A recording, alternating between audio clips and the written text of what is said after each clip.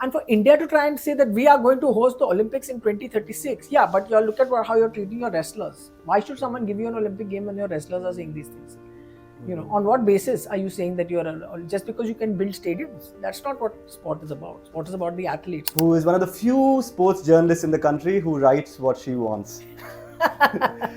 Sharda Ugra. So politics has always been there in the BCCI. Politicians. But it's been very bipartisan, right? Yes. In the sense absolutely. that har koi mil exactly. baat ke Hum aam mein sab nange hai type of thing. And there's Congress, there's BJP, everybody's there. Across parties. Now it's become very BJP. Every time you were trying to create some kind of independent examination of how the thing run, whether it's a national sports bill or whatever it is, the politicians on both sides of the aisle just shut it down and said, no, we don't need it. We don't need to follow this, we don't need to follow that, and we are a private body, and we are not under jurisdiction and all the rest of it. So that it was like that. The cricket team has almost become, or they were trying to make the Indian cricket team an engine of a particular hyper nationalistic brand, macho super brand of their political idea.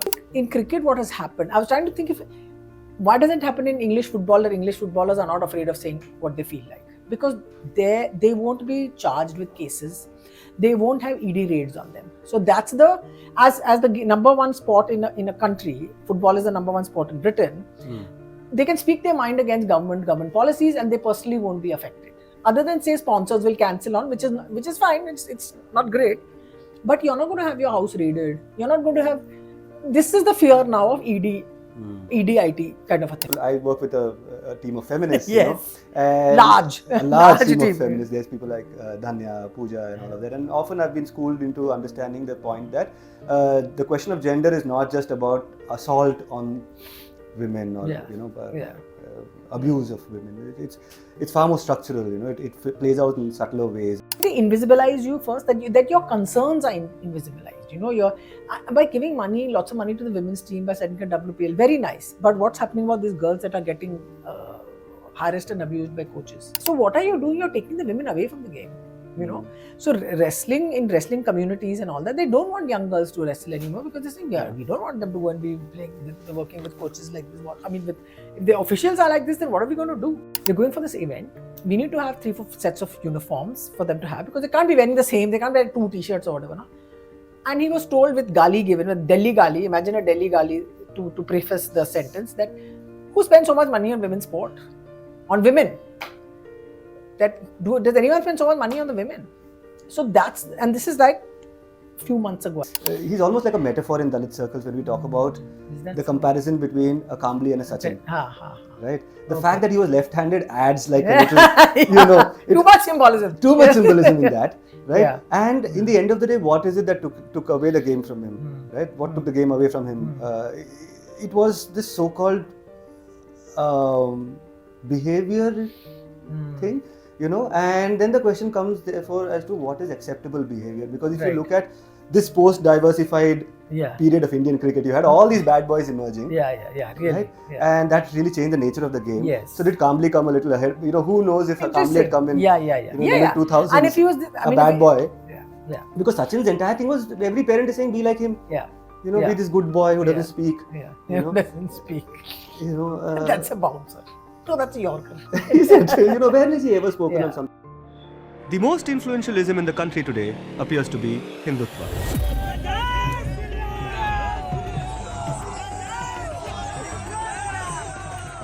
It has taken a long time for this ideology to come of age. But what happened to the other ideological movements that began in the early 20th century? The RSS will turn 100 years old next year, but so will the Communist Party of India.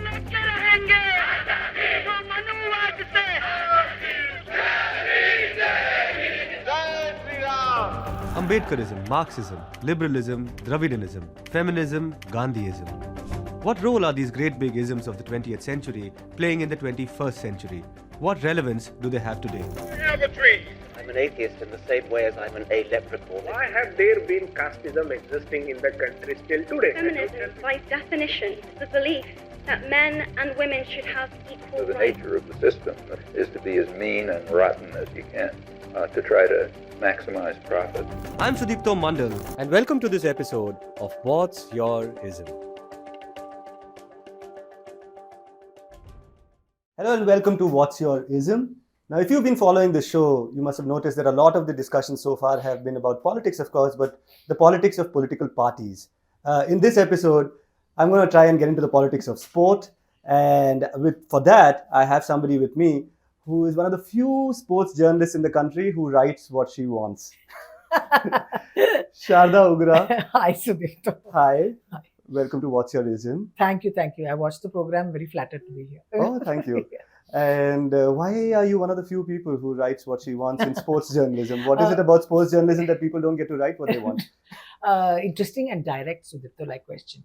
No, the thing is that, as I always say, that when you're working for a magazine or a broadsheet or a tabloid or whatever it is, they want sport covered in a particular way that fits the whole parameter. Conventionally, it's been done for decades in that way, and that's what happens. You do get a chance to write in the past. You got a chance to write about other aspects of sport, the politicization of sport, and there is massive politics When in was Indian this time? sport. No, really.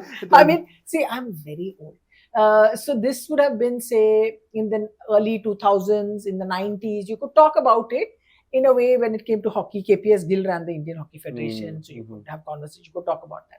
And what's happened in the last 10 years or But so. cricket, could you talk about cricket back in the day? Oh, yeah. Not so much about everyone took pot shots at the administrators. When Sharad Pawar was president of the BCCI, we took pot shots. We called out, we asked for interviews, we got interviews.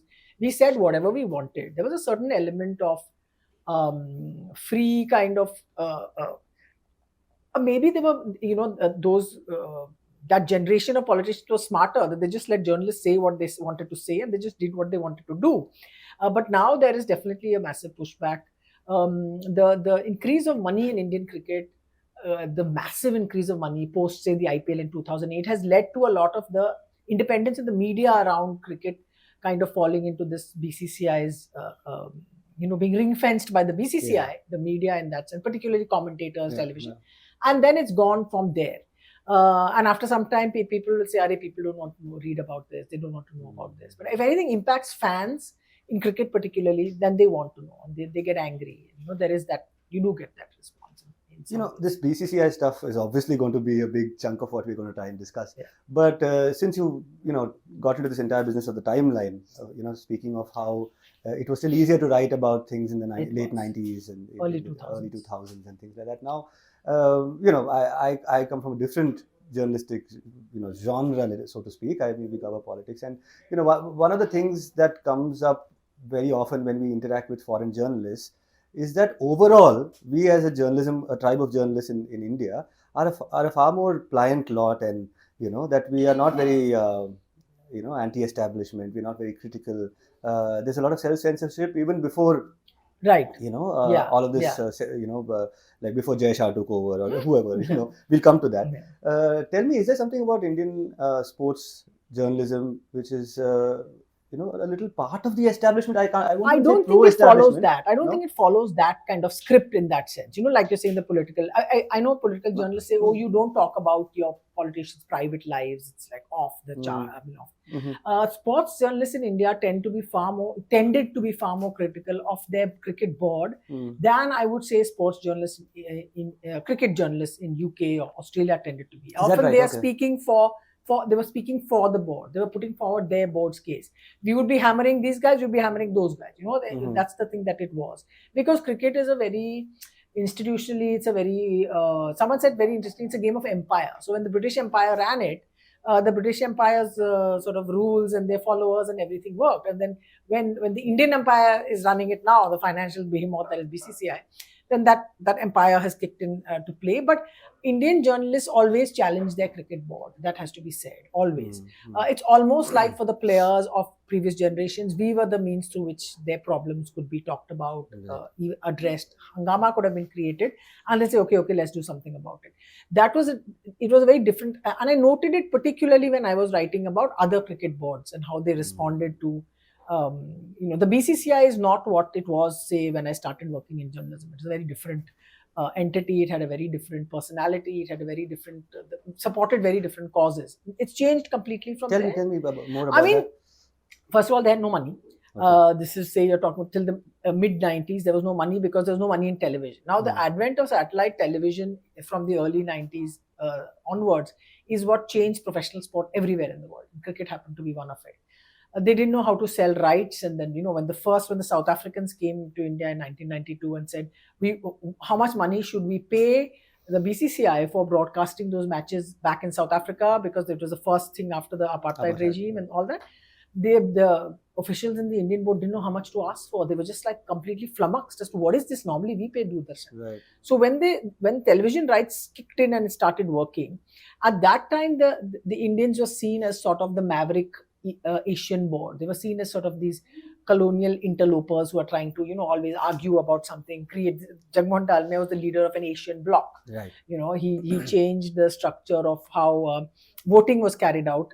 Indians and voting, we are ace at politicizing everything, at how voting is done at the ICC, and he got all the associate nations to vote for him by promising them money, which at that time was seen as temerity, it's horrible and all that, but that was the way it worked. So he supported this whole idea of the Asians banding together, which is how India held World Cups alongside Pakistan, Sri Lanka, and more recently Bangladesh in 1987, 1996, 2011, and then the last one that we had was completely not. So that's what the board was at the time, and all these guys, all these board officials, and I mean, I have friends in the amongst sort of not too many, but a few who were board officials, administrators, working people who said, "You're always criticizing the BCCI. You're always moaning about them. Something we have done good, but you still have an equation with them. Now there's no equation. Now there's only silence. Now there's like one way." So the stakes have gone up, and as a result, everybody has just shut down. Because what's happened, access to players and even to administrators has completely gone. So the access that you had to be able to have a conversation with a player or a conversation with an administrator about something, that has literally been, we can still do it. I mean, there are people that you can still reach out to. When I did that caravan story. So there are not enough sources, you're saying? There's still intent, you're saying? I mean, are there still journalists who are trying to... Yeah. Obviously, they'll try. But what's happened also now is that you don't want to write about the board in a bad way, because something will get affected. Your accreditation will get cancelled, your paper will not get accreditation. These should be imaginary things. I mean, are you allowed to be in the press box? I haven't applied. After I left ESPN Cricket, I've not gone into any press box. I heard a rumor that Sharda Ugra has been banned from the press box. I won't be surprised. I mean, I'd be happy, but I love the press box if you're working in it. It's a great atmosphere. But right now, I don't want to be in a press box. But then they can take off your access. See, what happens is every year you have to apply for accreditation, and you apply from an organization saying, "I want to go. This is the thing I'll be representing," and then they have the right to say yes or no. So the chances that they'll say no are very high. Yeah. I haven't applied yet. I would not be hurt or I'll be annoyed, but I won't be surprised if that happened. But I don't cover everyday cricket at all anymore. I mean, there's younger people do it with great felicity and with great energy. Right. So that's fine. I don't need to be in a press box. At the World Cup, some say, "Oh, don't you miss? Don't you get FOMO?" I don't get FOMO. I don't get FOMO not being in. And besides, I mean, hats off to what sports journalists do day in, day out. I used to work in the Hindu. Our colleagues used to work upstairs and things like that. Yeah. But, after a point, I used to wonder from a distance, of course, which is, how much of your writing can be focused on matches, on the actual game, without talking about how the game is run. And you do. I mean, you can actually compartmentalize quite easily. Because you do a lot of that. You focus a lot on how the game is run, not just cricket. Yeah. You've written about football in the Northeast. A whole lot of other things. And that you can compartmentalize, because if you're going to do a match report, you're going to do a match report. I would hope that I still have the skills that if someone tells me, "Listen, we need somebody to cover this game for us. The world has ended. There's nothing else. Can you go and do it?" And I feel quite confident that I'll be able to switch on and do what I have to do, and not get not get into some ranting sort of narrative about how the game is run. Just write about the game. I'll be able to do it. It's not difficult. It's actually the easiest part of being a. I think it's the easiest, even though it's quite exhausting if you're doing, say, non-stop covering the Indian team and so on. There's only so many press conferences you can sit through. What you do, speaking from the most recent piece I read just. Before, I've been reading you for many years, but the one that I wanted to definitely read before I came for this interview was your piece last year in the Caravan. On the BJP's takeover of the BJP's control of cricket in India. BCCI. BCCI's control. Brilliant headline. Not mine, but a brilliant headline. Caravan is kind of good with that. So there are so many things about that piece to talk about, but one of the things that struck me is, the kind of rigor you brought into your investigation of the financial aspects of how the the BCCI runs. Yeah. And that is not exactly the core skill of most. It is not my core skill. How did you pull that off? Anything to do with balance sheets and anything else with numbers other than scores of a sheet, I'm not very good at. But the whole thing is that the way to do it, according at that time, is ask people who know what this looks like. Say, okay, what is this? What is in it? What's the number that I need to look at? It's literally like balance sheet 101, balance sheet for dummies. Please tell me what is the most important thing to look at in this, and then you got told, okay, this, and you got to see the whole pattern that it had played out. I'm not great with like these kind of numbers. So I told whenever I sent my copy, I said, please triple check the numbers that are there in this. I sent them the balance sheets that the BCCI had bothered to put up. I said, please triple check because numbers are not my strong thing, which then they did. And they had a superb editing team so that they kept it like as watertight as they possibly could. But it's the simple stuff that as journalists, we always look for something like sort of interesting, like let's say, okay, how much money have they spent on, paper clips or whatever. Some nonsense will be there, some figure. So you always look for that and when the miscellaneous kind of things that they have. And I think it's the vagueness of parts of the BCCI's balance sheet that comes out. It's not even I think statement of accounts they call it. This is how precise I am about it. Is that they're supposed to put it up every year, and then for a long time there was a gap and it was not there. And somebody else had got hold of those documents. Another, I think Kaiser Mohammed Ali is a reporter who got hold of that, and he done stories based on it. So I was using those stories, and his conclusions also were more contemporary and new things. And then a few weeks before the story appeared, suddenly the BCCI put its balance sheets out and they said, oh, this is the profit they made, this is the amount of money, that whole. And because money is celebrated so obscenely around Indian cricket whenever there's a big right deal or something, I think it's important to point out what are the headlines and what's behind the headlines, in the sense that the BCCI looks after the national men's team, now also the national women's team and the IPL, and the rest of it is, they're not really worried about the fact that money doesn't spread equitably and fairly all across their domestic structure. And there's a whole feudal approach to it as well. You know that why should somebody in Arunachal Pradesh be earning more than 15 lakhs a year? Because you are making that. Those players are without players you'd be nothing. No one will be interested in you. So those kind of things. But so that entire piece was about how these finances are handled. I mean, not the entire piece. A large chunk of the piece was on the finances, on how large monies are generated, but they don't trickle down. You talked about Ranji players. You talked about non-contracted players. Yes, I mean the fact that for 10 years you're earning pretty much the same salary, it's outrageous. In a board that boasts about the money it makes, it's absolutely unacceptable. And they do all these from time to time. They'll announce, we have given this increase in prize money, this increase in prize money, that great, fantastic. It's all ad hoc. And if you add it up, you find that, okay, you've increased the prize money, but you've reduced the matches, so the salary ends up the same. That's basic maths. You don't need to do arithmetic rather. But that's not only the BJP, right? That's essentially how the BCCI has been run over the years. This entire financial, why did the Lodha Commission happen in the first place? Because it is a highly opaque. Some would say a highly corrupt organization. Yes. So I understand the finances. Unfair organization. You don't know about corrupt because the money is like, the players are not saying anything. No one's protesting about anything. Right. I mean, I'm not saying they're not corrupt, but I'm just saying, Yeah.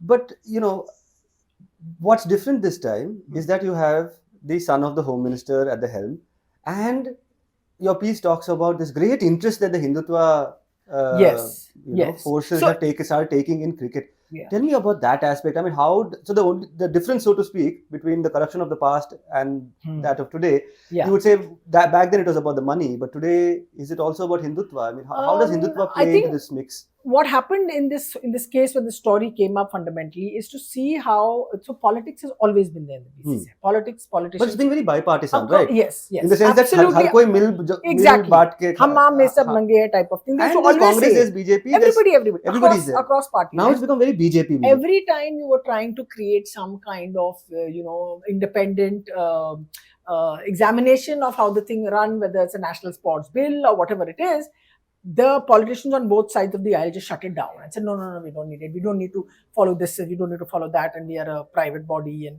we are not under jurisdiction and all the rest of it. So that it was like that. What has also happened, But what has also happened in the last, say, 10, 15 years because of the IPL is that the money has just become this insane amount of crazy. Yeah. It's just gone into this mad level, which they advertise so prominently. And you're looking at, say, from 2016 when Anurag Thakur took over as the president of the board. I would say in the last 5 years, it's literally been a political ideology that is sort of spread around the BCCI. And when that headline came first, I thought... What do you mean by apolitical? I mean, when the headline came first, I thought BJP's control of cricket in India was a great headline. But I said maybe they overplayed it a little bit. Maybe it was a bit much for the story that was written, which is essentially about... it was about Jai Shah and his way of operating, but it's also about the... Then came the World Cup in November. This was published in September. And it was like literally that headline was coming to every single day, going by what the headlines were there, about how... So obviously that the cricket team has almost become, or they were trying to make the Indian cricket team an engine of a particular hyper-nationalistic brand, macho super brand of their political ideology, And that political ideology... And the stadium named after the Prime Minister. That happened now. But, if to my mind as a cricket watcher, if you ask me who were the first generation of Sanghi cricketers, right, it would be Sehwag, Harbhajan, Gambhir, that crowd. They made communally provocative statements. Anti-Pakistan, basically. Not just anti-Pakistan. You can make out that this is not just, anti-Pakistan was something that in a way defined Indian cricket. Which it shouldn't, but... Shouldn't, but there's something about this generation, this post mid-2000s onwards. Correct. You saw the rise of Hindutva, and suddenly on the sporting arena, you saw these Sanghi characters. For example, Dhoni turns up with that military cap. Right? It was not seen merely as something which was a show of nationalism of the garden variety. Yeah. It was a show of nationalism of that BJP variety. I mean, it's interesting that you look at it like that. The way I look at it as a sort of a sports journalist, maybe because I knew these people and I think they're not that. But we don't know. We can't tell these things. It's also that you are then pandering to a certain social media environment that you want to play safe and belong one way or the other. You say, okay, fine, let me just make sure that I don't... You remember when that whole Rihanna thing happened about the farmers' protests? When it was Rihanna, no? And they said, and everyone started... That was the one that you want to say, like, I don't think cricketers have any political ideology. They are just masters. They're like opportunists in that sense. They're fundamentally... If you don't have a proper political ideology, you're basically a Sanghi in today's time. if like your default... See, I can't argue with that. No, in the sense that, you are right to be... Or they'll say, we are not political. Well, now in this zamana, when people say we are not political, say, boss, are you awake or what, Hannah. Because a lot of times they came and they defended the country in this entire, like for example, the farmers' protest was interesting because there was one cricketer, Mandeep Singh from Punjab, who actually went in the farmers' protest, sat down and had a photograph taken. Right. And said, do what you can. No, but when NRC CAA was happening, yes, only what's his name, Pathan. So there was a group. There's a group. I mean, I did a piece about it, and there was a group of it. So I think there was Kumble was there. That spoke about something, I can't remember what. I remember when I got I literally had to, like a tooth extraction, I got quotes out of some players about this whole thing, and they did speak and say this is farmers or NRC? No, NRC. They said that everyone has you can't. I said, and I lost my rag. I said, tear gas in a library is like bahut ho gaya. This is just idiot level, like this is absolutely insane. So I spoke to the cricketers and then they said this is not right, and you did, but you got like 4 or 5 people literally. It's not a big number. Harbhajan was one of them. I must point. Oh, really? Yeah, he did. So they said this thing, which you say, but at the same time, football players who I always say have more agency than any other Indian athletes in the country, they were very, very vocal. They were very much out there. And they don't give a rat's ass about what social media says to them. They don't care. They're like really tough, independent-minded people because they are not... They also come from a different strata of society. Yes. They are not these brat boys who come from big cities. No, the cricketers also are not those not anymore. boys who come from big cities. Correct. The batsmen are the ones who do the talking, so to speak. The talking, nobody does the talking. The bat does the talking kind of thing. Yeah. So the footballers play for clubs. They are not beholden to any cricket board. They are not beholden to any larger organization. They are beholden to themselves and their skill and how that operates with the various clubs that they play for. Whatever. Right. So it's not as much money, but they certainly do have a lot more freedom and to sort of speak out and say what they feel like. And these are Kerala football players. They're the most outspoken. Yeah, You Kerala, know, Northeast and Bengal. also. Northeast also. Northeast also. Yeah. Like Chetri, you know, one of the things, Yeah. you know, it gave us goosebumps when it was happening, you know, because all of us were stuck inside the house. Yeah. And Chetri was the only guy who spoke about those bodies floating up in the Ganga. Yes. You know, and I think Kohli made some noises at that point. I don't know. Kohli, I don't know. He's So the social media, you know, their social media personas are just, it's like a commodity for them. And that's like yeah. And Chetri gives away his Twitter handle to a bunch of people saying, please tweet information on the COVID. And we want to help and we want to do that. That was just massively. And that was a football thing, you think? It's a very. I know that, for example, particularly the non-famous star cricketers, the guys that are there at the ground level, state cricketers. I know a lot of cricketers from Mumbai city, Bombay as such, which we say is the best Ranji Trophy team in the world. Ever. So they also did a lot of work in doing community work and helping people and whatever, but they don't get headlines because they're doing the work. They don't have time to like put on their Twitter handle and send photos and all that. They're doing good work. The cricket community came together for people that were in distress and that. But this is not institutionally, it's not like the cricket boards. It's just average people doing average things. And if you did a story about it, then it came to.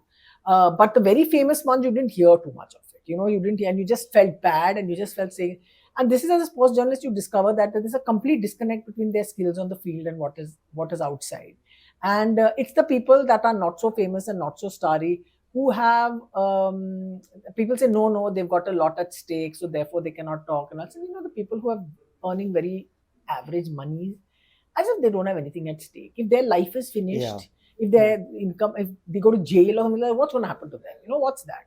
I mean, you're protecting somebody's like some Arabpati, Kharapati you're protecting, that's a bit much, please.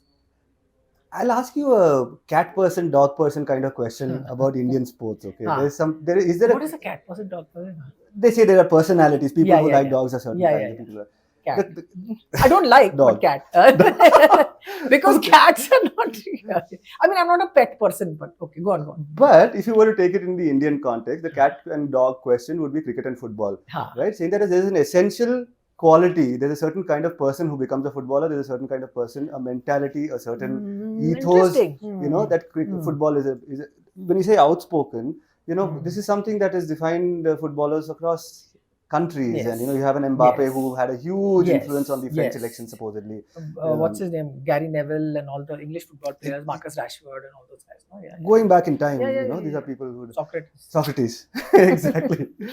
Okay, now... and Pele was such a disappointment that way. That's the thing. But anyway... Because he became he became commodity. The moment you become commodity, it's gone. You've lost your sense of self in that sense. But they would say about cricket that it is a very selfish kind of a sport where it is a very individualistic sport. I like it. No, it's a very cat personality sport. Is that true? Listen, first of all, cat personality. Cats, there's a great thing about cats and dogs. Dogs have masters, cats have staff. So cats are independent. Cats don't care. Cats are not, if they don't be nice to you, they won't be nice to you. They're not needy, affectionate. So maybe you've twisted the thing around a little bit. Our cricketers, see, the cricket was fundamentally a game played by the middle class everywhere, not just in this thing. And in England, it's working class connotations are different, bowlers, batsmen, or batters, whatever. But still gentlemen overall. Yeah, but the thing about Indian cricket, which I love greatly about it, is that it basically took a game from England and it turned it into an Asian game. And said, this is how we play it. It's not regimented, it's not structured. We play it on the streets, we play it barefoot. It's a highly sort of almost capital intensive game because you need pads, bats, shoes, whatever. They said, we don't care, we'll play. So look at the non-logic of the fact that India and countries in South Asia became cricket obsessed. There's so much of investment you need to put to get your kit ready. Football is just a ball.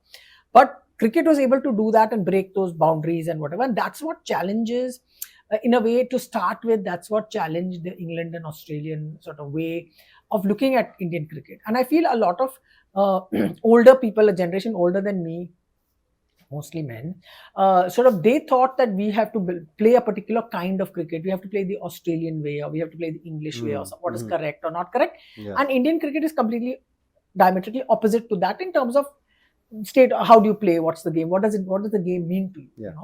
We play it. England plays it in a season specifically. Australia plays it in a season specifically. We play it 12 months of the year. We will play it at night in the summer. We will play it early morning. We have hot weather tournaments. We don't care. We just play everywhere. So that's one thing about cricket that is there. It's become a much more democratic game because of the IPL, because of television, all the rest of it. Is it a selfish game? I mean, interesting that you say this question, because everyone is seeing now, in the 2020 World Cup that just ended, Ambati Raidu, who is obviously some rebel type of personality he has, and he just starts saying all these absolutely outrageous things. He also has some political backing. I mean, in the sense He does. he comes from a political family. Okay. So he started saying it's a revolution and all that, because there's some time when he just went absolutely. I think he was talking about how Rohit Sharma and basically saying that players are not obsessed about getting their 50s or their whatever, and they just go out and play to that role that they have to perform and everything. We may see that change coming about. It's a 2020 phenomena. Younger players play differently, etc., etc. Are they more? I mean, I think in cricket, what has happened? I was trying to think why doesn't happen in English football that English footballers are not afraid of saying what they feel like, because they won't be charged with cases. They won't have ED raids on them. So that's as the number one sport in a country. Football is the number one sport in Britain. They can speak their mind against government policies, and they personally won't be affected. Other than say sponsors will cancel on, which is fine. It's not great, but you're not going to have your house raided. You're not going to have. This is the fear now of ED, EDIT kind of a thing, and either it's just self-censorship in that sense that you don't get into it. So I'd asked once Ian Chappell about that. How should a player take up a cause? And Ian Chappell was a big rebellious Australian captain, fought against lots of things, and many great captain. Fantastic cricketer, and he said, I advise athletes in when they're playing, not to get involved in causes, because it will just distract from you. But he's a player who he played in the 70s and early 80s, first half of the 80s, I think. And so this is another age where everyone wants to be out there and put themselves out on social media. So who knows what? Because you're taking up causes to benefit you financially, basically. You're not taking up a sort of a dangerous kind of a cause. Right. So he said, after you quit, then you can take up whatever you want, which is fine. But I don't think any cricketer is going to be bothered to do that in the sense. If there are causes which have, I mean, the two causes, I suppose, that has in a way penetrated every sporting conversation today is the conversation around race and gender. Yeah. Okay, and I think for the rest of this discussion, I want to focus on these two aspects. So let's start with the gender question. And the first question, so I don't even want to ask you a question. Just shoot from the hip. I mean, what are the the most important pain points that you want to address in terms of gender in, say, cricket or sports in India? We've had a couple of incidents. Because often, people, I work with a team of feminists, and a large team of feminists. There's people like Dhanya, Pooja, and all of that. And often I've been schooled into understanding the point that the question of gender is not just about assault on women or, abuse of women. It's far more structural, it plays out in subtler ways and all of that. But for you, what are the real big... I'll tell you something very interesting. Agendas on started it. I mean, I'm not an agenda person. I'm just random. I'll tell you what used to happen in cricket conversations casually in offices where you have supposedly very advanced sort of, I mean, hip with it sort of people. You'd hear the word rape used very casually. Oh, our team got raped today. Oh, goodness. Yeah, that is such a common thing I've heard people say. Yeah. I mean, what is this? Yeah. I remember saying, this is at least say about 10 years, 15 years ago. Not even inside the locker room. That's It's like, and you're saying, are you listening to what you're saying? And I had to actually explain someone. I said, go ask a woman in your family, your girlfriend, your wife. What does it mean to be raped? Yeah, and ask or your mother that is it okay to use this word in any other context other than what it is? And then they were just stunned because they went and asked the women in their life and they were just shocked. And then you tell them that, this is one thing that all women everywhere just have this absolutely terror about, they're shocked. So look, this is like we are way into the 21st century when this conversation has happened in a city, in an urban setup. So just imagine what the thing is in the rest of the world. So the battles that women fight, athletes, in the wrestlers' case, you cannot even get into how vile it is and where it is now.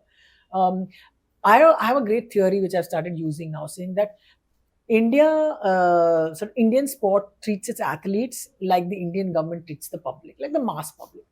you are dispensable. We can kick you. We can do whatever you will, and irrespective of the government, whatever you're treated basically as if you're not even human enough to have all these rights and all. Kya hai human rights bakwas na?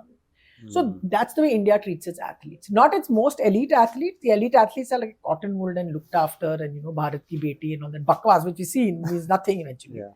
But that's how all athletes are treated. Women have it worse. The women athletes have it worse because they're fighting through so many things to even get to where they are. A friend of mine who's a coach in a sport, I won't tell because everyone will know it's a sport. They'll know, they'll identify me immediately. He went to speak to, he was working with the women's team, and he went to ask them that, look, they're going for this event. We need to have 3-4 sets of uniforms for them to have because they can't be wearing the same. They can't wear 2 t-shirts or whatever. No? And he was told with gali given, with Delhi gali, imagine a Delhi gali to preface the sentence that, who spends so much money on women's sport? On women? Does anyone spend so much money on the women? So and this is like a few months ago I heard of this story. So look at the people that are running sport. The problem is not if there were women that are if women's sport was being run well, it was being done fairly, that by the time an athlete reaches the sport at a particular level, the playing field would just become a much safer and a better place to be in, and a more inclusive place to be in. Whereas now, these are the people that are running it. It's like these large bunch of patriarchs whose minds are stuck in the 1400s or 1500s or wherever. And that's what they report, that we are doing you a favor by giving you a t-shirt. They're doing you a favor. So that's it's an undemocraticness of it all. Like I'm saying, that's why it's like how government treats its people. And whether women have it, of course, 500 times worse. And it's at that bottom level. But Jay Bhaiya is saying that he's doing a lot for women's cricket and all that. Yeah, there are two. Your story, News Minute only did that story about that Kerala coach. Yeah. Tell me what has happened about that. No, so tell when me. we wrote the story about that in Uttarakhand, about that horrendous case of the coach going after more than one young woman athlete, minor age almost, what happened? Nothing. We have appointed a POXO committee in which there are only men and there must be one woman token. I mean, this is the approach that you have because you're running it like you're running a business, family business in that sense. You're doing it like that. There is when there is something for a structure to actually be meaningful and come into place, it's not by throwing money at people. Throwing money is going to make the headlines, make a few bunch of people happy. It's not going to create systemic improvement. That systemic improvement is not there. And this is not to say that there are not good and great people working across Indian sport. There are people that work, development coaches who don't get too much of notice or attention. They're pushing, trying to find good players. They're there. There are tons of people like that. But there is no systemic sort of pathway to award them, reward them, to get people to. Why isn't there a committee that runs women's cricket in the board in the Indian cricket That is board? what I was about to ask. That they'll put up a committee, but they won't put women on it. Why? What's the problem? What's the issue? They don't even have an ICC properly. Yeah. I mean, There's no complaints committee now. Yeah. At Correct. the moment. That is what was written in your piece. Yeah, but they may have put in some recently in the and they may have. I'm not sure. They may have. Oh, great! This is your impact of your work and all. This is all bakwas. When this Kerala case has come ICC is almost as basic as having a women's toilet. I mean, No, you're talking too much advanced things. ICC is like having a women's toilet. But they don't in most venues. In most venues, they don't. No. It's become better now. It used to be horrendous when I started, but it's become much better now. Much better. So it's this whole approach that we are your feudal masters. Every sports administration, and we are giving this to you like a largesse. This is like you have to be beholden, So that's the fundamental thing about gender is that the basis of this it's like they invisibilize you first, that your concerns are invisibilized. By giving lots of money to the women's team, by setting a WPL, very nice. But what's happening about these girls that are getting harassed and abused by coaches? You should launch like one nationwide thing. You should send a team out of lawyers and social workers everywhere. In your piece, it seems it's systemic. It's either money or sexual favors is almost how you wrote it. Right? Yeah. So this is Uttarakhand. This is one state. There's some states that are very good. There's some states that are very bad. So at the very bad level, so this Uttarakhand, like you've seen the case of Kerala. The Kerala story is horrific. Yeah. The one that's there. So what are you doing? You're taking the women away from the game. you know. So wrestling in wrestling communities and all that, they don't want young girls to wrestle anymore because they think, we don't want them to go and be playing, working with coaches like this. If the officials are like this, then what are we going to do? And parents go everywhere. Like the parents feel that they don't have enough confidence to send their girls out to play in other. I met a woman, I met a lady who had come, who was a mother of a wrestler who had come to an event in Kolhapur, who was invited. So we were very well looked after, but I don't go, my daughter doesn't go anywhere without me. Now that's not a reasonable way to build a career. Would that be the case in, say, a tennis? Would it be the case in athletics? So Yeah, everywhere. Yeah. I mean, athletics apparently is notorious, but these are old stories. I mean, maybe there's a new story. But there are more women in athletics, and correct. So, What happens in these Olympic sports is that it's as important to send a women's team as it is to have a men's team that is competing. It's part of their mandate. And that starts from the taluk level, the district level itself. Like you have because to have others do not get. I mean, they don't have very good structures in this. I mean, look at the Indian women's football team. They played the Indian women football players last year. I think they had their league in May. I think May, if I'm not wrong, in Ahmedabad, and they were playing matches at 2:00 in the afternoon. I mean, it is ridiculous that you could do that. You know, it's these kind of things also. That's there. It's like basically you're almost like, we have to do it because otherwise FIFA will say, where are your women? Do they have a league? Do they not have a league? You know, so you have to set in those kind of structures that make sure that there are things that are protected, looked after. That it's not just box ticking; it actually has an impact on the ground. And because these international bodies are able to do it, and they see that there is some change that has come in with the presence of women playing, say, football, for example, they want all the other member countries to also have it. And for India to try and say that we are going to host the Olympics in 2036, but you look at how you're treating your wrestlers. Why should someone give you an Olympic game when your wrestlers are saying these things?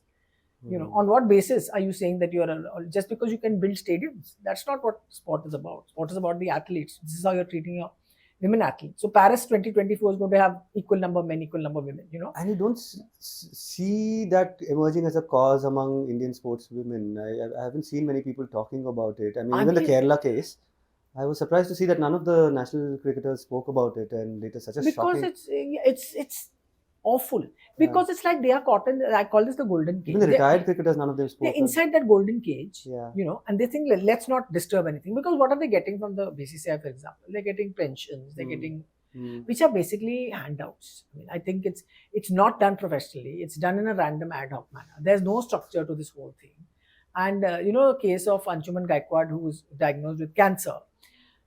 There had to be a story published in a tabloid in midday newspaper, my first paper that I worked for, saying that written by a teammate of Anshuman Gaikwad, saying that he needs help, rather than as a cricket board, you knowing that this player of yours he's a great cricketer for his state and for his country, and a former coach, that he needs financial help, and they say, okay, we're going to give 1 crore. What is this? What is this approach? As I said, like the people of this country are treated by the government, we treat our athletes. The BCCI treats its cricketers like this, and the sports treats the athletes. And they can't organize themselves. They can't unionize anyway, right? Because that is like union bazi nahi chahiye. But I think there's some bylaw also, no? Say preventing them. Is there some clause in their contract which says you cannot unionize? Yeah, I'm sure there will be. I mean, I don't doubt it for a minute. The only country that has not got a players' union is India and Pakistan in cricket. I mean, okay, let's not call it union. Let's call it association so that people feel better. Yeah. They don't have. Because they think the board says we are giving them how much more they want. And two of the most feudally run boards, right? I mean, Sri Lanka's board is also not great, but at least the players have their own voice. And they keep rebelling on different occasions. The players are quite vocal over there. And you know, and the thing about so I always say this. KPS Gill gave me a quote about hockey. He said paying match fees is like bribery. So he said this in the 2000s at some point. Imagine a sports administrator saying paying your players a fee for playing a match is like bribing them to play. And the whole reason is like, you've got sarkari job. Now, why do you want more money? Because you have money. Because our taxes have given you money. Because you are playing for the country. Why should you not get money? Yeah. So like the women hockey players, they told me this, you know, all these contracts that India has signed for 100 crores or whatever with Odisha, where is that money coming to us? They have a right to ask, but they can't ask it in public. They'll ask it like through this. You know. Also, okay, on this gender thing, one question, you know, feminists seem to be split over this one question of mixed gender sports. Right.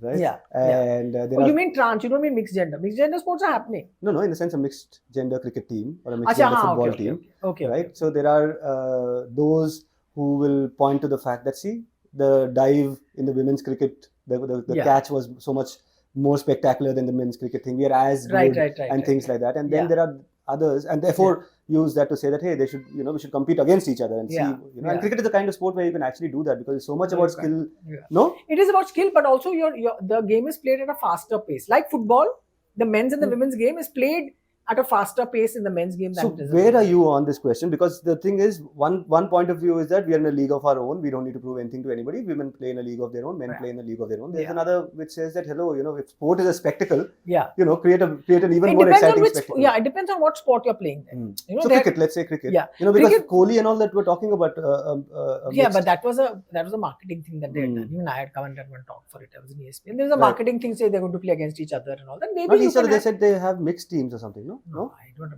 I know that a lot of women cricketers have played against boys while growing up because there are no other girls to play against. So they have played against them. They see the advantage of training against them and working with them, and they've all gone like Shafali Verma had gone and pretended to be a boy when she was young and she played and so on and all that. Once you pass that age of puberty, then your obviously muscle strength and all the other stuff that gets into it, that becomes hard to evenly match up in that sense. You can do a mixed cricket, I'm not saying you can't do, but it'll have to be highly structured and organized in the sense of how you're going to do it, who's going to bowl this particular, can you bowl a bouncer? Women's the speed at which women and men play cricket is different. So because the speed is different, everyone says the women's game is more beautiful to watch because it's slow, because our eyes can see what's happening in a way that the men's game is so fast that you can't see it. Similarly with football, whether you're seeing it played whatever standard that you see, women's football has far less fouls than the men's game, which is it's easier to watch. The game moves moves smoothly across the time that it's played. That professional tackle in football. What is this rubbish? Oh God, that match. What is a professional tackle? I don't know. This is a typical some sports journalist bakwas. They have gone and now it comes out all the time in commentary. And only this, what was that match? Germany versus I think Spain or something in the Euros. It was horrific. They had some 21 or 11 or 15 yellow cards. It's just ghastly and terrible to watch. The women's game is much more fun to watch because of whatever. Mixed sports take place in, say, for example, the mixed relay in athletics is brilliant. Tennis mixed doubles. Tennis mixed doubles, that's like a club party game. That's not so good. But that's the game. That's the social game that most people play when they start out. They have mixed teams in table tennis. They have mixed, where doubles is very complicated and it's like very up there. So you can have a lot of sports. So, and women are facing the men in, and similarly mixed doubles in badminton is much more serious than mixed doubles in tennis. So you have a lot of sports in which you can have that. I don't know, maybe 1-on-1, 2-on-2 is easier than to have, teams. And I think people are trying to do a lot of these mixed relays and so on, just to make it more fun and to make it seem more equitable or whatever. There's a very interesting scientifically proved theory that in ultra marathons and ultra long, very, very, very long distance running, for example, women do better. Endurance. Endurance. In one of the, I think it's 10-meter air rifle, because of how you hold the rifle, depending on the hip bone that the women have, women score higher points than men do. So you've got all these little sort of quirks that are there. I'm all for mixed gender sports where the speed of the pace and the tempo of the game is not. Now you'll say, why are you saying for relay it's different speed? Correct. The men and the women run at a different speed in a relay, 4x400-meter relay. But that's all about how you, who will run first, who will run second. That's a tactical strategic choice that you'll make. You know that the women is faster, the man is faster than the woman. So you'll put your women runners out first and your men runners at the end and all that. That's fine. But the mixed football team, you would have to ask the men to play slow, the women will get insulted. That team has 5 or 6, like in a team of 11, depending on quotas. If you have, say, 5 women players, the opposite team also has 5 women players. Right. And the whole contours of the game change. Yeah, but in cricket, what do you do in that sense? Because you'll get tackled by a male defender far more ruthlessly then you might get tackled by, you might get professional tackled by whatever, and so you have to see all these kind of things that are there. Maybe at a level below a particular age, before boys start shooting up in height or whatever. I could be wrong. I mean, but scientifically you can check. That's the time you can play 14, 15, 16 and then see what happens. Maybe around 14 you can possibly play together. Interesting thought, but yeah. But the other thing, which is a cause in sport is race across the world, and, we all had a hearty laugh when the Indian cricket team took a knee for Black Lives Matter. So Hardik Pandya took a knee. Hardik in the beginning, and then the rest. They had to do it because it became part of a. They said everyone's taking, so we. And then they look like silly for not doing anything, so they also took a knee. Correct. Somewhere, I forgot. So let's start with where the epicenter of the race question in cricket, right, which is South Africa. And what South African cricket has done by way of experiments with diversity. Yes. What are your initial reactions to it? I think we'll come closer home, of course. It was a great idea, because I remember South Africa when it came into international cricket. I remember seeing them come to play, and I remember this whole thing of affirmative action and all that. They even had journalists. The South African Cricket Board got journalists who were non-white to come and cover the matches, just to make sure that the newsroom in every office can have this diverse. The press box is diverse. You can't have these old guys sitting there who've been there for the last 40 years. So you had this diverse, and South African board was very conscious and made an effort about it. So that you have these color sort of quotas. They did it in junior cricket, which is where you can do it, and you should do it. In senior cricket, then you start contesting, okay, this, that, and all that. Who are the people that will complain most? It's the people that have with the most power, with the most privilege. They will complain the most. The lightest skin. Yeah. So it's a conversation that must be had, and it's a conversation that you can talk about. Except in India, if you say anything about Dalits and all that, it's like. No, not happening. Not happening. And it's such an irony that here's a country that was banned for its treatment of its socially marginalized, racially disempowered population. Yes. It was a pariah in international cricket. Sporting today, pressure made it change. I mean, sporting pressure played a part in changing. And look at the amount of correction that has happened there. Now today, based on what is happening in South African cricket, there are questions being asked across the world. Yes. They're asking questions of the Australian board. Saying, where are your Aboriginal players? Right? They're asking, where are your immigrant population which plays cricket? Where are your Indians and Pakistanis? And to think that South Africa would be setting now an example, right? And good, you brought up the question of Dalits in India. So obviously, quota conversations invariably first and foremost get caught up in this question of merit. Some chacha will stand up. I've gone for a conference somewhere. So my uncle from army said, "We are all on merit." So I was being polite, so I didn't say anything, and no one asked me, so I sat quietly. Surprise. And I wanted to say, "Acha sir, you are officer or you are Jawan? Who is officer? Who is Jawan in the army? Tell me what merit you are going to do now." So who's the fellow who goes and gets shot at first? Is it you? This Agniveer that is happening, officer is going to be Agniveer for 4 years. No, then what is it? At most, an officer's life is at risk in the first 10 years because he's in a field posting, after he's sitting in an office, So merit is the thing that will come up, merit is the thing that will be there. What they will try and also tell you, the other argument which comes, sometimes it works, sometimes it doesn't work, is that, say for example, in Indian cricket, this has not been audited, this has not been checked, this has not been studied, which I think it should be, is how many more of scheduled caste, scheduled tribe, OBC, Dalits athletes you might have in other sports. Because it's literally like they see that this is where we have a chance. We can be fairly, our identities can be invisible, but we won't be, we will get into the structure, which is the Sarkari structure of Sai Academy, Falana Damlana, all that. So this thing actually was researched to some extent, and there's been some commentary on other sports, but particularly athletics and hockey, the so-called hockey, football, these so-called subaltern sports, and how those sports survive because of patronage from bodies which are controlled by the state. Right. And in cricket, it's a proper company. It's a corporate entity. It is still a feudal supported by a family. Supposedly semi-feudal, semi-capitalistic. Correct. Supposedly it is something that is this thing. And that is... They cannot get their head around it. They cannot just understand. You have to see cricket people having this conversation. It is not possible to have this conversation with them. Yeah. It's like conflict of interest out. They did not understand. This also they don't understand. No, but that is something that even South Africans don't seem to understand, because the conversation, so much of writing around South African cricket is about, this particular great white player lost out and went away to England. Please go.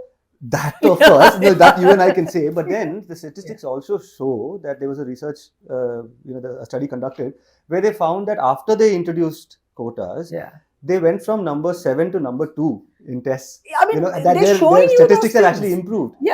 And if in India, these people who are against this very concept, like you said, you can't even have a conversation. Cannot.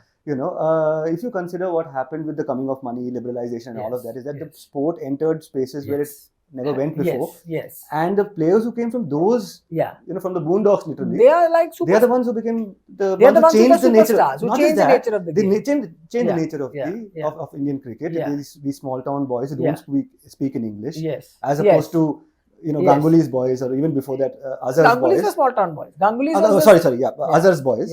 Azhar's team was entirely this, big city, Bombay, Delhi. Not even Delhi as much as Bangalore, Bombay. That domination. So that is itself evidence of the fact that diversity works. But no, you can't. And the thing is that we don't know. Like literally, I'm glad that there's been some research done. Please, after this, tell me, lead me to it. I'll give you the reference. Right? I'll just pull it out from my notes. It should be somewhere here. So so Gaurav Bhavnani and Shubham Jain in May 2018 pulled out this piece in EPW. Correct. A shorter version appeared in The Wire. Yes. Great analysis. They saw that out of... Again, hangama there was, no? Like people went bananas. God, people went bananas. So Nissim had also written a piece, no? Nissim, no? Nissim Datta? No. The one who's in that university in Canada, Nova Scotia.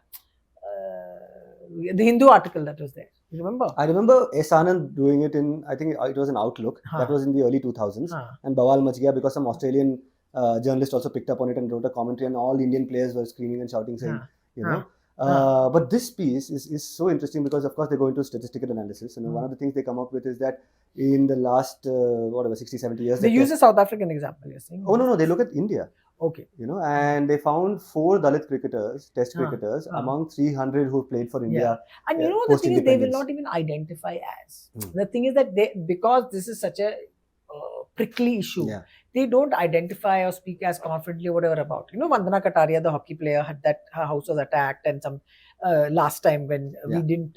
So they'll not stand up for that identity as well.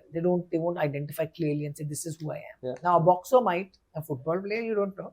But you have that also, that there's that little bit of, we are not telling you, it doesn't matter. We are all equal, and you'll get into that kind of a conversation or whatever, So, that movie Mukkabaz, which is a very interesting movie about boxing. I spoke to the script writer of the film, and because there's some story in it about this, either it's in Banaras or it's somewhere in UP somewhere, it said that there is this Dalit coach who's training all these kids, just to say that boxing. And you'll go out and you'll compete and you'll make a life for yourself, and it's a road to social mobility, so on. And so I asked the scriptwriter, I said, look, who are these people? Is it true? He said, yeah, it's true. I said, who are these people? Tell me. He said, no, I can't tell you because because they don't want to be identified as such, just so that there will be sort of this thing on them. There'll be a extra focus on them, and they'll even then, in any case, their situation is very bad in parts of UP, that they'll get absolutely pounded down on that, so they don't want to be identified. The same thing with the media, right? There are Dalit journalists, for example. There may be a few here and there, but we just don't have the numbers because nobody will speak out. But they found 4. So, what was his name? Palwankar Balu. His brother, his family. That pre-independence era. Okay, then you have Kamli. Bhuvneshwar Kumar. I think Bhuvneshwar OBC. I don't know. Bhuvneshwar is supposedly SC. Eknath Solkar and Karsan Gharvi. Post-independence, just 4 Dalit cricketers. And you don't know if they will stand up and say, yes, I am. No, Kamli, though, that he made headlines by saying, don't bring my caste into the question. Because Kamli, for a lot of, I cover a lot of Dalit politics, Ambedkar politics and all of that. Kamli is a very, he's almost like a metaphor in Dalit circles when we talk about the comparison between a Kamli and a Sachin. Right? The fact that he was left-handed adds like a little, too much symbolism. Too much symbolism in that. right? Yeah. And in the end of the day, what is it that took away the game from him, right? What took the game away from him? It was this so-called behavior thing, and then the question comes therefore as to what is acceptable behavior, because if you look at this post-diversified period of Indian cricket, you had all these bad boys emerging. Really. Right? And that really changed the nature of the game. Yes. So did Kambli come a little ahead? Who knows if Kambli had come in in the mid 2000s, and if he was a bad boy. Yeah. Because Sachin's entire thing was every parent is saying be like him. Be this good boy who doesn't speak. Doesn't speak. That's a bouncer. No, that's a Yorker. When has he ever spoken on something significant? I mean, despite being in the Rajya Sabha. Please. So Kambli, as this almost like this urchin, as opposed to Kambli was, I'm telling you a cricket point of view. What you're saying is an interesting thing about his being left-handed and all that. That what Bombay cricket does is look after its own as much as it can. It's very, very parochial and insular. I believe in Bombay, there's some chawl in which there's this, graffiti saying, Kambli hame maaf kar do, we failed you. And I want to actually, if I ever go to Bombay, this thing, because there's this now a political leader, he used to be a student leader, Rahul Sonpimple. He comes from Maharashtra and things like that. So he told me about this Kambli story. Okay. Saying that there's this entire thing. Because he was also booed a lot, and he was towards the end of his career. And so there's massive talent, like massive. I was going to say in any other country, but you don't know what would have happened to him in any other country also, depending on. So Kambli, in a way, this whole Mumbai cricket, I'm not saying that they are caste neutral or they don't know, but I'm just saying it's very insular and it tends to look after its own. So they, not the top people, but everybody else around him who knew him, his coaches, they really tried to help him get out of it. Reporters, story karo, ye karo. So all that also happened. But Kambli was his own guy. He was like, I don't care. He was the best advertisement for a cause, let's say. So he was his own guy. And I remember I had gone to interview him, and I got to meet his parents. His father used to work in the garage in the company where my dad worked. A bit of a Mike Tyson. He was a bit of a Mike Tyson, as opposed to an Ali. Correct. We wanted an Ali, but we got a Tyson. Correct. We wanted an Ali, got a Tyson. And his father used to work in the garage in the company where my father used to work. So they said, okay, this is where they stay, and I went and met his family. This is in early 1990s. Just you go to play for India. He was a completely colorful, fun, friendly fellow and everything. And so his mother says, are you going to go to that event? Are you going to go to this tournament that they're going to play in Sharjah? I said, yes, I'm going and all that. She said, tell Vinod to behave himself and to talk nicely to everybody. So, that was a message from me, because I was going, and I don't know, he was in some hotel or wherever he was. He had said, and there were no mobile phones at the time. He'd had his conversation with his parents and he'd moved on. So he had this person thing, you're saying Ali and Tyson. And he had this thing. So you're just, but I want to see the graffiti. I want to see where it is. I wanted to. I want to as well. You can break the story and then tell me where it is. But Kambli is like that big tragedy story, right? Just as Tyson is. Seriously. Disintegrated. Really. And they'll do everything to damage themselves only. Whoever's on their side and wants them to do well, they'll do something. The infant terrible. Everything. But now tell me, if ever at the grassroots, if you talk about, let's even say quotas, like how in South Africa. Now South Africa is a very different country in that the oppressed people are today in power. They're the African National Congress and so many other political formations over there are helmed by black people. White people have lost political power, and therefore, by gaining political power, there's so much more they can do. And in India, that's out of the question, because we are still struggling to be politically relevant. Still struggling to talk. Still struggling to have a conversation about these things, openly everywhere. As in the people with the power don't want to have a conversation. They want to do it in another way or whatever. And so therefore, in India, even if you were to say, let's do some developmental activities, let's start grassroots cricket programs, because if you see, I see like when Indian politicians talk about introducing sports in slums, they're invariably talking boxing and football, and for me that's a very disturbing thing.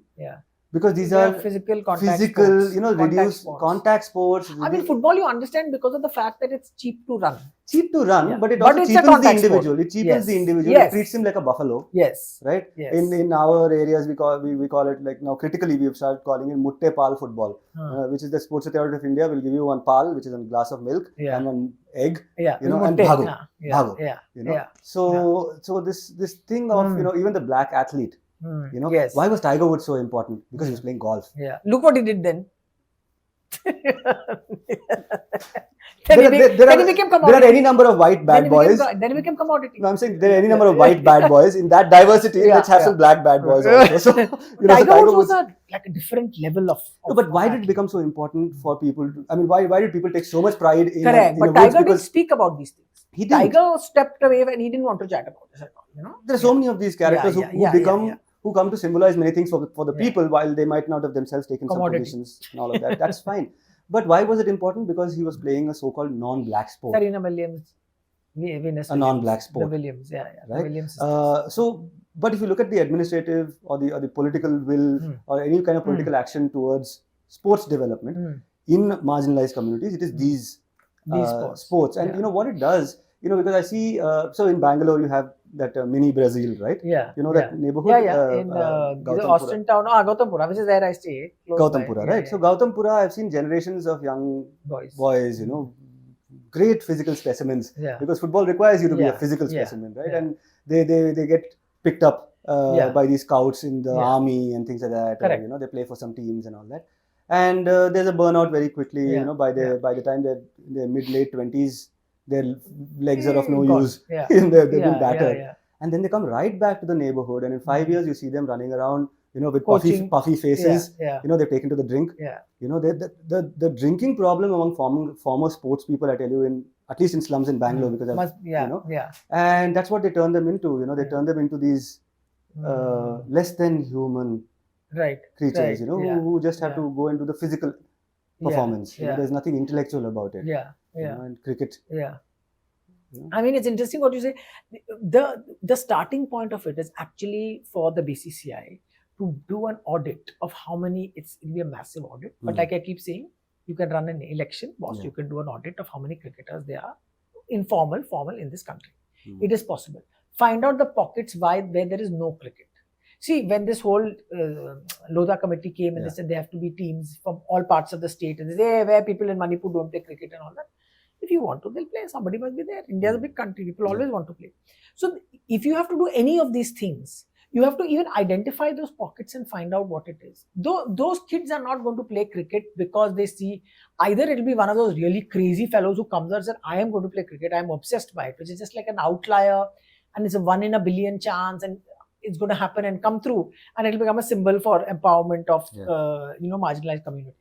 But you have to actually go and find out where are these places, where are there these, there was this book written about it, are there these villages where you can take cricket to these boys and say, look, this is another way to play. And this is an industry that offers many jobs, many things to do.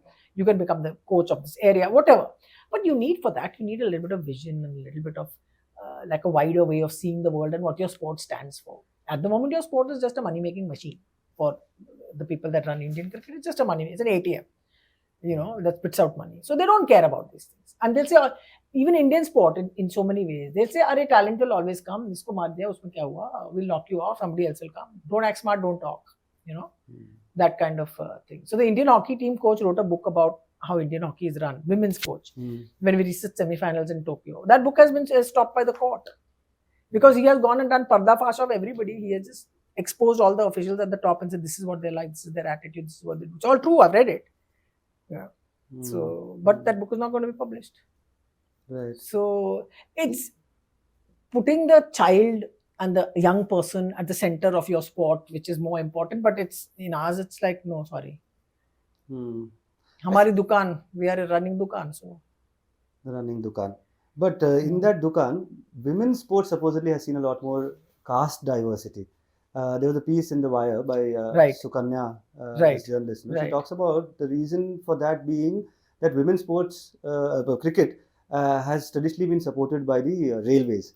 Yes. And the railways... Which is the state which has quotas. State has quotas by the state, so people are getting recruited over there. Yes. So women's cricket has far more lower caste There's also players. the men. There's also Railways men's team. Mm. So you have to find out that side story also what's happened. But yeah, so that's why all athletes from those marginalized communities will go straight for these sports where the government is running it, because they know there's chances for them to get in. There will be ways for them to have a decent life, And that is inconceivable with the BCCI, the government being part of any of its. Yeah. I mean, the railways is there, but whoever runs the state, whoever runs the country, the state runs the railways cricket board. Yeah. But whoever the officers that are working for the railways, Air India also had a big team. All these petroleum organizations that ran teams. So petroleum banks, airlines, and railways. They all had these athletes quotas, and they had these quotas to fill, and they filled it. And they have these athletes coming through at whatever level that they did. So the BCCI for its vote will get a vote from railways, whoever is in Delhi in power, that they'll give the vote to that person. But in the running of its team at the ground level, they'll do what the policies that have been set down by the government. That's what it'll do. So would you call for greater government, takeover of BCCI? But like what? This is now government has taken over only. With the orange uniform of the World Cup 2023. No, I mean the party in power has taken over. The party in power has taken over. It's not state policy that runs it in that sense. Or you're saying should the bureaucrats take it over? Vinod Rai was in charge of the committee of administrators and not particularly efficient or seamless. But what did happen is that they were able to simplify a lot of things that were made to look like a big drama by everybody else in the past and do it better. But the moment you have fanboys coming into this kind of thing, someone told Vinod Rai, asked me a question that you were a fanboy when you came. He said, no, I was not. Now, how do you say that? How do you say no, you were? It's just like he said, she said kind of a thing. So I don't know what basically the answer to that is accepting governance standards of international sport that are elsewhere in the world, which we don't accept. Even cricket. So ICC is supposed to point out, everyone says that government interference should not happen in sporting bodies. Please tell me government interference is not happening in the cricket team. So why is the ICC not doing anything? Because BCCI runs the ICC in the sense that they decide whatever they want to do. And Jai Shah it has been rumored, Jai Shah will be standing for the office of chairman of the ICC at some point. It's rumored. I don't know if it's true. It's possible. I think better governance standards in a way that actually means something and not just, box ticking, ki aapne kar liya, sabko website banani. Previously, we didn't have a copy of the BCCI constitution by the way. It's very hard to get. This is in Dalmia and Pawar and all that time. It was very hard to get. It was like a rare document, like the British constitution. It could not be written and seen anywhere. So it's just that governance standards that you need to have, so that and hand over running of a sport to a proper professionalized management and not your people who are presidents and secretaries and whatever. You have to take a move on from there. That's the only thing. It's some utopian dream. I don't know when I'll die before anything happens. But wow, this has been quite a conversation. I'm running out of time, Sharda. I would love to continue, but there's this question I wanted to ask you right in the beginning. I'll ask you now. Yeah. Why is it so easy to have these conversations with you? Why is it that a Sharda Ugra is so sensitive to issues of caste, gender, race, and these, for that matter, even taking on the establishment, and not someone like a Harsha Bhogle or some of the other commentators that we have on sport. See the yeah, you were saying something. No, my only thing, I'm wondering, could it be because you are yourself an outsider in these circles because of yeah, which I didn't realize it so much until as a woman. Yeah. So I only have understood that now because I'm fundamentally an outsider here. I love that world. I mean, I love Indian cricket and I love all its madness and I love all the things about it. I'm a fan. I was going mad when we won the World Cup. All of that, But I am an outsider in this world that there is and also I am very grateful that I'm an outsider at this point, because you're looking at all sport very differently to what has been the general perceived wisdom around the gaze, it for so right? The gaze is different in that in so many ways. What you see as all of us women who work in cricket, we see the sport differently. We see a lot of the nonsense things that these people are saying about how boys are supposed to behave and whatever it is. That's the one big thing. And now because I don't work in an organization or an institution that I have to follow particular rules, like I said, no. Pagal Kutta. Take I've off just all gone into this fetters. mad dog mode. So Azad Parinda and Pagal Kutta, I'm between those all the time. So I'm in Pagal Kutta mode, I just go mad. So Right. it's that's the advantage of being free from institutional, which is what the commentators are not. The commentators are signed up with, see, I'll tell you the structure that it used to be that the commentators are signed up by the TV channel, they could say what they want. Then the BCCI said, we will produce the pictures.